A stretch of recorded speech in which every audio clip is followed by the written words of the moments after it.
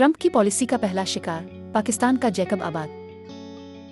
क्या आप जानते हैं कि सिंध के गर्म तरीन शहर जैकब आबाद में लाखों लोग साफ पानी से महरूम हो गए हैं। ये वही जैकब आबाद है जहां कभी अमरीकी इमदाद से एक बड़ा साफ पानी का मंसूबा शुरू किया गया था, लेकिन सदर ट्रंप की पॉलिसियों ने इस मंसूबे पर ऐसी ज़र्ब लगाई कि पूरे शहर के लोग एक बार फिर आलूदा पानी पीने पर मजबूर हो गए। ये सिर्फ एक मंसूबे का खात्मा नहीं, लाखों जिंदगियों के लिए खतरा है।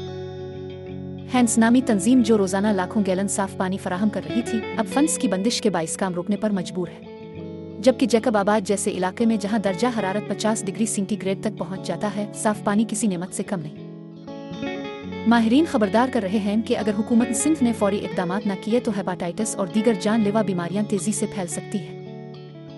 यह वक्त बेहिस्सी का नहीं, अमली कदम उठाने का है। क्या हुकूमत सिंध इस बुहरान से निपटने के लिए तैयार है? क्या जैकब आबाद के शहरियों का बुनियादी हक साफ पानी महफूज रह सकेगा?